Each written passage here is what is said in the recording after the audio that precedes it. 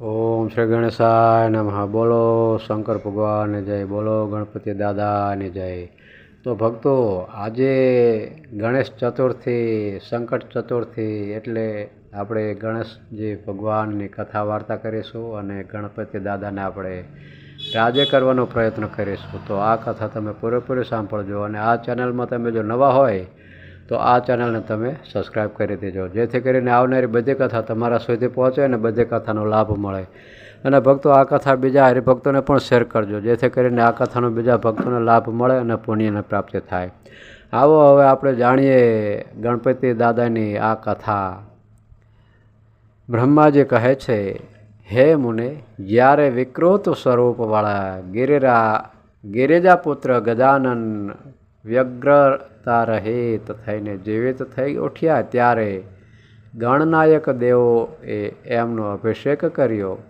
પોતાના પુત્રને જોઈને પાર્વતી દેવી આનંદમગ્ન થઈ ગયા અને એમણે હર્ષના અતિરેક થઈને એ બાળકને બંને હાથથી પકડીને છાતી સરસો ચાપી લીધો. પછી અંબિકાએ પ્રસન્ન થઈને પોતાના પુત્ર ગણેશને અનેક પ્રકારના દિવ્ય વસ્ત્રો આપ્યા, આભૂષણો પ્રદાન કર્યા. પછી સિદ્ધિઓએ અનેક વિધિ વિધાનથી એમનું પૂજન કર્યું અને માતાએ પોતાના સર્વ દુઃખહારી હાથથી એમના અંગોનો સ્પર્શ કર્યો. આ પ્રકારે શિવપત્ની પાર્વતી દેવીએ પોતાના પુત્રનો સત્કાર કરીને એનું મુખ ચૂમી લીધું. પ્રેમપૂર્વક વરદાન આપતા કહ્યું, હે બેટા, આ સમયે તારે બહુ કષ્ટ વેઠવું પડ્યું છે, પરંતુ હવે તું કૃતકૃત્ય થઈ ગયો છે, તું ધન્ય છે. હવેથી સંપૂર્ણ દેવતાઓમાં તારી અગ્ર પૂજા થતી રહેશે અને તારે ક્યારેય દુઃખનો સામનો નહીં કરવો પડે, કેમ કે આ સમયે તારા મુખ પર સિંદૂર દેખાઈ રહ્યું છે. એટલા માટે મનુષ્યોએ સદા સિંદૂરથી તારી પૂજા કરવી જોઈએ. જે મનુષ્ય પુષ્પ, ચંદન, સુંદર ગંધ, નૈવેદ્ય, રમણીય આરતી, તાંબૂલ અને દાન તથા પરિક્રમા અને નમસ્કાર કરીને વિધિપૂર્વક તારી પૂજા કરશે, એને સર્વ પ્રકારની સિદ્ધિઓ હસ્તગત થઈ જશે, સર્વ પ્રકારના વિઘ્નો નષ્ટ થઈ જશે, એમાં લેશ માત્ર પણ સંશય નથી.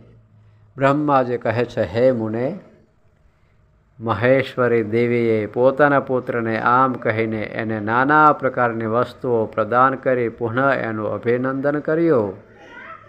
હે વિપ્ર, ત્યારે ગિરિજાની કૃપાથી એ જ ક્ષણે દેવતાઓ અને શિવગણોનું મન વિશેષ રૂપે શાંત થઈ ગયું. ત્યાર પછી ઇન્દ્ર વગેરે દેવતાઓએ હર્ષાતિરેકથી શિવાની સ્તુતિ કરી અને એમને પ્રસન્ન કરીને તે ભક્તિભાવ ચિત્તથી ગણેશ દેવને લઈ શિવજીની સમીપ ચાલ્યા. ત્યાં પહોંચીને એમણે ત્રિલોકીની કલ્યાણ કામનાથી ભવાનીના એ બાળકને શિવના ખોળામાં બેસાડી દીધો. ત્યારે શિવજી પણ એ બાળકના મસ્તક પર પોતાનો કરકમળ ફેરવતા ફેરવતા દેવતાઓને કહેવા લાગ્યા, આ મારો બીજો પુત્ર છે. ત્યાર પછી ગણેશે પણ ઉઠીને શિવજીના ચરણોમાં અભિવાદન કર્યા. પછી પાર્વતીને, મને, બ્રહ્માને, વિષ્ણુને અને નારદ વગેરે સર્વે ઋષિઓને પ્રણામ કરીને આગળ ઊભા રહીને એમણે કહ્યું, આમ તો અભિમાન કરવાનો તો મનુષ્યનો સ્વભાવ જ છે, તેથી આપ લોકો મારો અપરાધ ક્ષમા કરો. ત્યારે હું, બ્રહ્મા, શંકર અને વિષ્ણુએ ત્રણેય દેવતાઓએ એક સાથે જ પ્રેમપૂર્વક એમને વરદાન આપતા કહ્યું, હે સુરવરો, જેવી રીતે ત્રિલોકમાં અમારા ત્રણેયની પૂજા થાય છે, એવી જ રીતે તમારે સૌએ આ ગણેશજીનું પણ પૂજન કરવું જોઈએ. પહેલાં એમની પૂજા કરવી જોઈએ, ત્યાર પછી મનુષ્યોએ અમારા લોકોનું પૂજન કરવું જોઈએ. આવું કરવાથી અમારા લોકોની પૂજા સંપન્ન થશે. હે દેવગણો, જો ક્યાંક એમની પૂજા પહેલાં ન કરીને અન્ય દેવનું પૂજન કર્યું તો એ પૂજન ફળ નષ્ટ થઈ જશે, એ પૂજનનું ફળ નષ્ટ થઈ જશે. એમાં અન્યથા વિચાર કરવાની જરૂર નથી. બ્રહ્માજી કહે છે, હે મુને, ત્યારબાદ બ્રહ્મા, વિષ્ણુ અને શંકર વગેરે સર્વે દેવતાઓએ મળીને પાર્વતીજીને પ્રસન્ન કરવા માટે ગણેશજીને સર્વાધ્યક્ષ ઘોષિત કરી દીધા. એ જ સમયે શિવજીએ પરમ પ્રસન્ન ચિત્તથી પુનઃ ગણેશને લોકમાં સર્વદા સુખ આપનારા અનેક વરદાનો પ્રદાન કરતા બોલ્યા. શિવજીએ કહ્યું, હે ગિરિજાનંદન, નિસંદેહ હું તમારા પર પરમ પ્રસન્ન છું. હું પ્રસન્ન થયો એટલે હવે તું આખા જગત જ પ્રસન્ન થઈ ગયું એમ સમજ. હવે કોઈ પણ તમારો વિરોધ નહીં કરી શકે. તું શક્તિનો પુત્ર છે, તેથી અત્યંત તેજસ્વી છે. બાળક હોવા છતાં પણ તે મહાન પરાક્રમ પ્રગટ કર્યું છે. તેથી તું સદા સુખી રહીશ. વિઘ્નનાશકના કાર્યમાં તમારું નામ સૌથી શ્રેષ્ઠ થશે. તું સૌનો પૂજ્ય છે, તેથી હવે મારા સંપૂર્ણ ગણોનો અધ્યક્ષ થઈ જા. આટલું કહ્યા પછી મહાત્મા શંકર અત્યંત પ્રસન્નતાને કારણે ગણેશને પુનઃ વરદાન આપતા બોલ્યા, હે ગણેશ્વર, તું ભાદરવા માસની કૃષ્ણ પક્ષની ચતુર્થીની તિથિએ ચંદ્રમાના શુભ ઉદય થયો ત્યારે ઉત્પન્ન થયો છે. તે સમયે ગિરિજાના સુંદર ચિત્તથી તમારું રૂપ પ્રગટ થયું. એ સમયે રાત્રિનો સમય પ્રહર વીતી રહ્યો હતો. એટલા માટે એ જ દિવસથી આરંભીને એ જ તિથિએ તમારું ઉત્તમ વ્રત કરવું જોઈએ. આ વ્રત પરમ શોભન તથા સંપૂર્ણ સિદ્ધિઓનું પ્રદાતા છે. વર્ષના અંતે જ્યારે ફરીથી એ જ ચતુર્થી આવી જાય ત્યારે ત્યાં સુધી મારા કથન અનુસાર તારા વ્રતનું પાલન કરવું જોઈએ. જેને સંસારના અનેક પ્રકારના અનુપમ સુખોની કામના હોય એમણે ચતુર્થીને દિવસે ભક્તિપૂર્વક વિધિ સહિત તમારું પૂજન કરવું જોઈએ.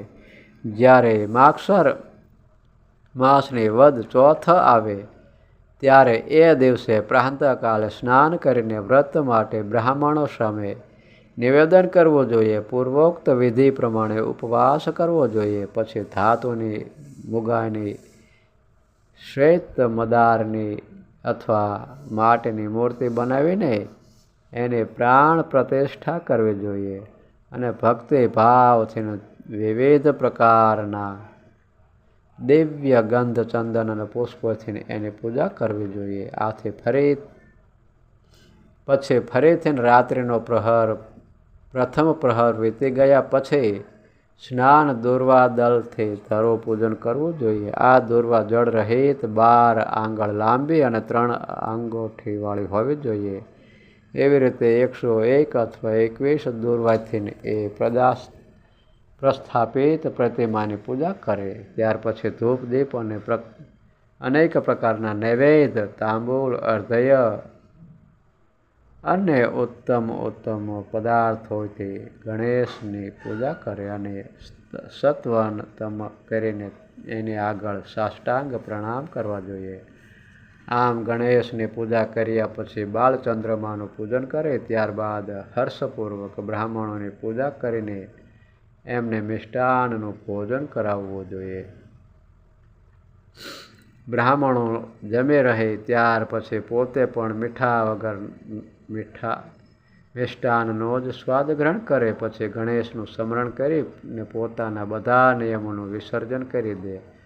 આવી રીતે કરવાથી આ શુભ વ્રત પૂર્ણ થાય છે.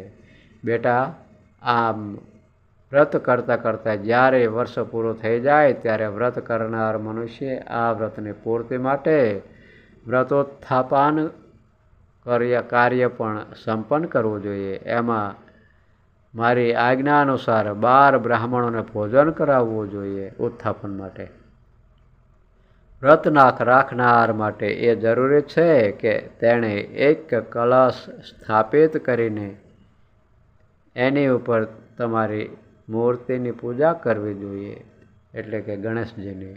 ત્યાર પછી વેદ વિધિ અનુસાર વેદીનું નિર્માણ કરીને એના ઉપર અષ્ટદલ કમળ બનાવે. પછી એના પર ધનની કંજૂસી છોડીને હવન કરે. પૂર્ણ મૂર્તિની સામે 2 સ્ત્રીઓ તથા 2 બાળકોને બેસાડીને વિધિપૂર્વક એમની પૂજા કરવી જોઈએ અને આદર સહિત ભોજન કરાવવું જોઈએ. રાત્રે જાગરણ કરવું જોઈએ. સવારે ફરી પૂજન કરીને પુનરાગમન માટે વિસર્જન કરી દે. બાળકો પાસેથી આશીર્વાદ ગ્રહણ કરે. સ્વસ્તિ વાચન કરાવે અને વ્રતની પૂર્તિ અર્થે પુષ્પાંજલિ નિવેદિત કરે. પછી નમસ્કાર કરીને પછી વિવિધ પ્રકારના કાર્યોની કલ્પના કરે. આવી રીતે જે આ વ્રતને પૂર્ણ કરે છે એને મનોવાંછિત ફળની પ્રાપ્તિ થાય છે. હે ગણેશ, જે શ્રદ્ધા સહિત પોતાની શક્તિ અનુસાર નિત્ય તમારી પૂજા કરશે એના સર્વે મનોરથ સફળ થઈ જશે. મનુષ્યોએ સિંદૂર, ચંદન, ચોખા, કેતકી, પુષ્પ વગેરે અનેક ઉપચારો દ્વારા ગણેશ્વરનું પૂજન કરવું જોઈએ. આ રીતે જે લોકો વિવિધ પ્રકારના ઉપચારોથી ભક્તિપૂર્વક તમારી પૂજા કરશે એમના વિઘ્નો સદાને માટે નાશ થઈ જશે અને એમની કાર્યસિદ્ધિ થતી રહેશે. બધી જ વર્ણના લોકો, વિશેષ કરીને સ્ત્રીઓએ આ પૂજા અવશ્ય કરવી જોઈએ તથા અભ્યુદયની કામના કરવાવાળા રાજાઓ માટે પણ આ વ્રત અવશ્ય કર્તવ્ય છે. વ્રતી મનુષ્ય જે મનુષ્યોની કામના કરે છે એને નિશ્ચય જ તે વસ્તુ પ્રાપ્ત થઈ જાય છે. માટે જેને પણ કોઈ પણ વસ્તુની અભિલાષા હોય એણે અવશ્ય તમારી સાધના કરવી જોઈએ. બ્રહ્માજી કહે છે, હે મુને, જ્યારે શિવજીએ મહાત્મા ગણેશજીને આ પ્રકારે વરદાન આપ્યું ત્યારે સંપૂર્ણ દેવતાઓ, શ્રેષ્ઠ ઋષિઓ અને શિવના વહાલા સમસ્ત ગણોએ તથાસ્તુ કહીને એમનું સમર્થન કર્યું અને અત્યંત વિધિપૂર્વક ગણપતિજીનું પૂજન કર્યું. ત્યાર પછી શિવગણોએ આદરપૂર્વક વિવિધ પ્રકારથી પૂજન સામગ્રીથી ગણેશ્વરની વિશેષ રૂપે અર્ચના કરી અને પોતાના ચરણમાં પ્રણામ કર્યા. હે મુનીશ્વર, એ સમયે ગિરિજાદેવીને જે આનંદ પ્રાપ્ત થયો તેનું વર્ણન મારા 4 મુખે પણ થઈ શકાતું નથી. તો પછી હું એને કેવી રીતે બતાવું? એ અવસર પર દેવતાઓની દોદંભીઓ વાગવા લાગી, અપ્સરાઓ નૃત્ય કરવા લાગી, ગંધર્વ શ્રેષ્ઠ ગાન કરવા લાગ્યા અને પુષ્પોની વર્ષા થવા લાગી. આવી રીતે ગણેશ ગણાધીશ પદ પર પ્રતિષ્ઠિત થયા. ત્યાં મહાન ઉત્સવ થવા માંડ્યો. આખા જગતમાં શાંતિ સ્થાપિત થઈ ગઈ અને બધા દુઃખો જતા રહ્યા. હે નારદ, શિવ અને પાર્વતીને તો વિશેષ આનંદ પ્રાપ્ત થયો અને સર્વત્ર અનેક પ્રકારના સુખદાયક મંગળ વર્તાવા લાગ્યા. ત્યાર પછી સંપૂર્ણ દેવગણ અને ઋષિગણ જે ત્યાં પધાર્યા હતા એ બધા શિવજીની આજ્ઞાથી પોતપોતાના સ્થાને ચાલ્યા ગયા. તો ભક્તો, આ કથા એ આપણે પૂર્ણ કરીએ છીએ. આગળની કથા આપણે આવતા વિડીયોમાં કરશું. ત્યાં લગી મને રજા આપો. બોલો ગણપતિ મહારાજની જય.